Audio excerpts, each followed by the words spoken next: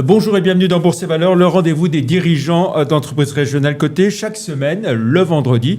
Et c'est sur lyondécideur.com et nos réseaux sociaux. À retenir cette semaine la publication des résultats 2024 du groupe lyonnais Jacquet Métal, spécialisé dans la distribution de métaux spéciaux. Dans un contexte économique compliqué, Jacquet Métal affiche un chiffre d'affaires en repli de près de 12% à près de 2 milliards d'euros. La pression sur les prix s'est poursuivie avec pour conséquence un résultat qui fond comme neige au soleil.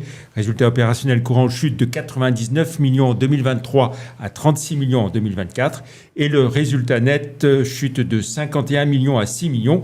Jacquet gère au plus serré son besoin en fonds de roulement et maintient ses investissements pour poursuivre son développement. En bourse, Jacquet Métal cotait 21,10 € mercredi soir, soit plus 24,5% par rapport au 1er janvier, plus 19,6% en un an. Sur les 5 dernières années, l'action Jacquet a enregistré un bond de 148,2%.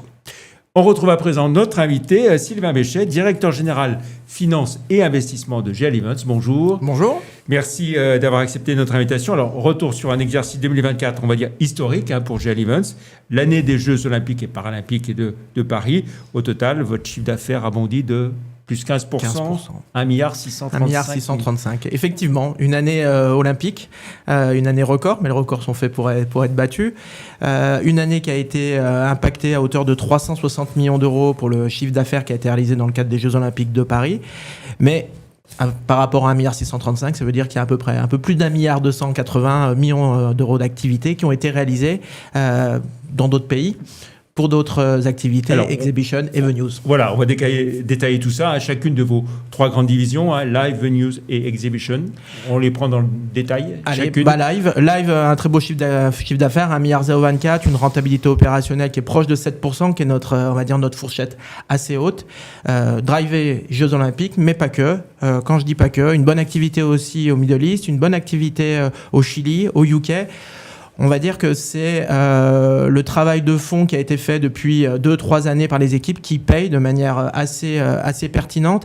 Et le chiffre d'affaires étant là, mais les marges aussi ont bien été contrôlées, les charges fixes également. Dans un métier qui a connu, on va dire, une bonne poussée entre juin et septembre pour les JO, on a su en fait maîtriser le make or buy et un beau volume aussi de sous-traitance pour nous accompagner. Ce qui avait été aussi annoncé, l'engagement du groupe, c'était de dire on va aller chercher du chiffre d'affaires pour les JO, mais on fera participer et on a fait participer à hauteur de 200 millions des sous-traitants, donc 90% pour des sous-traitants français. Voilà. Donc ça c'est Live. Venues Venues aussi qui est en belle progression, une progression de 13% à peu près. On va rappeler donc Venues. Venues, c'est la gestion de parcs d'exposition. Voilà. Espace réceptif, centre des congrès. Donc encore une belle progression, plus 13% d'activité, un EBITDA qui est proche de 18% en termes de progression.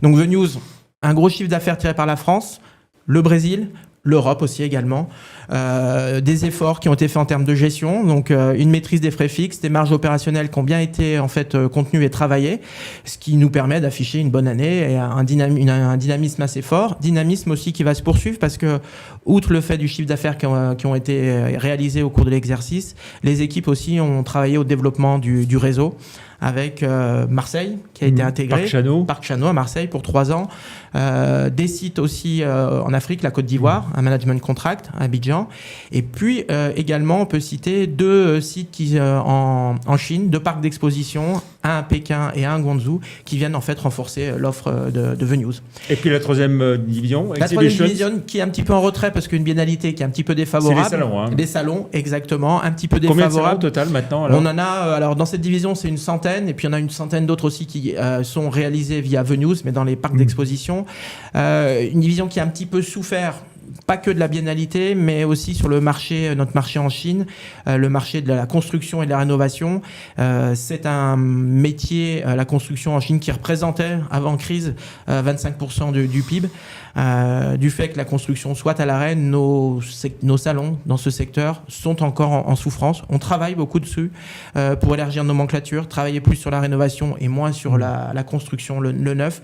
Mais la Chine reste quand même un pays qui est relutif pour le groupe parce que c'est 80 millions d'euros de chiffre d'affaires et plus de 15 millions d'euros de résultats nets. Donc, On souffre un petit peu, on est aussi un peu exigeant en termes de rentabilité. Voilà, on a vu les divisions. Alors, zone géographique, vous l'avez évoqué à travers les différentes activités. Il y a eu les Jeux olympiques et paralympiques en France, mais partout dans le monde, vous avez bien travaillé, on va dire. Une très bonne dynamique. Le Brésil a été très dynamique, le Chili également. En Angleterre aussi, l'activité live a connu un beau niveau d'activité. On peut aussi souligner des contrats significatifs gagnés au Middle East, en Arabie Saoudite, en fin d'année, notamment dans le cadre de la COP16. C'est la COP qui lutte contre la désertification. Et là, c'est un chantier de plus de 100 millions d'euros qui a été gagné par les équipes du groupe, qui a été installé pour la fin de l'année, une partie du chiffre d'affaires reconnue. Donc, on va dire que oui, la France était bien, mais les autres pays, aussi l'ensemble du groupe, l'ensemble des équipes ont réussi à délivrer une belle année pour atteindre finalement une rentabilité opérationnelle qui est aussi un petit peu record. Voilà, alors on y vient. La rentabilité, donc 232 millions d'EBITDA effectivement, et 77 millions de bénéfices nets en progression de 20%. Et voilà, donc deux éléments, une croissance d'activité, mais une croissance des résultats qui est un peu plus forte en termes de résultats opérationnels ou EBITDA, puisque c'est 16% d'EBITDA.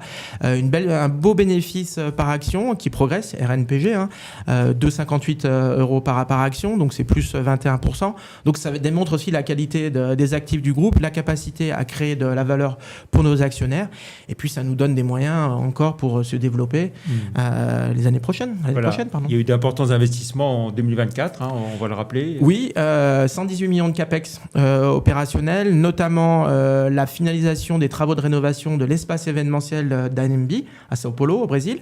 Ça, c'est le premier, on va dire, gros chantier de l'année. Le deuxième qui a été inauguré, qui a été lancé cette année, c'est les ombrières photovoltaïques du parc d'exposition de Lyon à Eurexpo, plus de 13 hectares, un investissement d'environ 16 millions d'euros, un investissement qui a une double utilité, d'une part d'avoir aussi un engagement dans le cadre de la lutte contre les effets de carbonisation ou de décarbonisation, et de générer aussi de l'électricité verte, encore une fois. Donc c'est des engagements du groupe qui sont importants et qu'on met en avant. Et tout ça avec un endettement qui, au final, donc est à peu près stable, on va dire.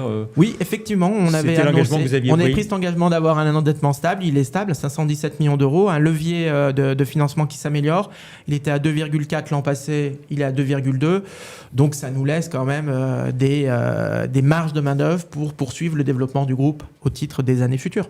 Voilà. Et puis alors sur le plan capitalistique, des mouvements, donc la sortie, alors au niveau de Polygon, le holding de tête, d'Aquasourca l'été dernier, et puis plus récemment des sorties de Matmut. Matmut effectivement est sorti du capital de Polygon. Ça faisait plus de 10 ans qu'ils étaient actionnaires de Polygon. Ils nous ont accompagnés. On va dire que les capitaux doivent tourner. Donc, dans ce cadre-là, le Grand Raid, donc Olivier Ginon, s'est renforcé également, a racheté une partie de ses titres. Et on a eu aussi un renforcement parce que Trévis Participation, qui était rentré en 2024, s'est renforcé. Donc, Trévis Participation à 28,9% du capital. Olivier à peu près 60% à date. Donc, ça, c'est les mouvements sur Polygone. Et ensuite, on a eu des mouvements au niveau de Gel Events SA dernièrement, où la Sofina, finalement, on a fini l'histoire avec la Sofina. On a écrit une belle histoire, plus de 12 ans, et les 7% qu'ils détenaient encore ont été repris par un fonds d'investissement, un family office, Amar Family, et les 3,5%, donc 3,5% chacun, ont été repris par Polygon SA. Donc un renforcement encore de l'actionnaire majoritaire de contrôle. Ce sont toujours des bonnes nouvelles. Donc Polygon Control, donc vous l'avez dit, GL, 60,3%. Autour de 60%, voilà. La part en bourse, 25 flottant. et quelques pourcents. Voilà, à ce jour. Alors, on va regarder à présent 2025, Sylvain Béchet.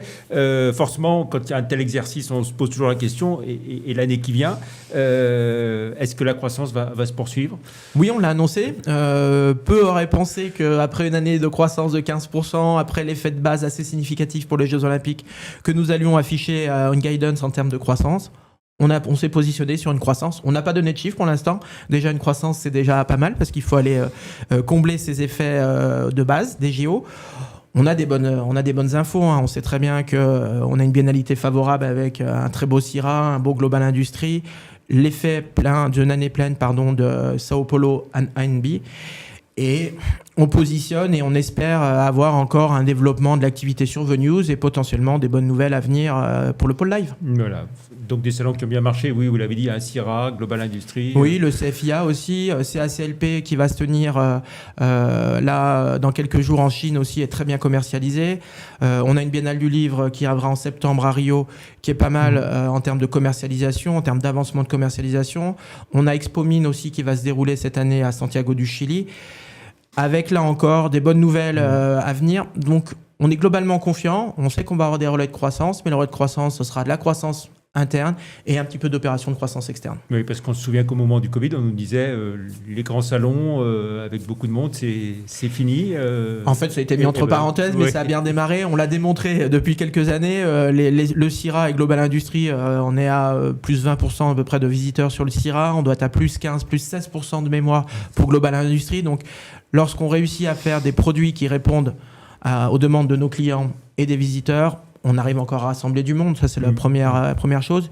Et puis le second élément qu'on peut mentionner, c'est que les grands événements mondiaux, notamment sportifs, culturels, diplomatiques, se déroulent toujours, encore plus.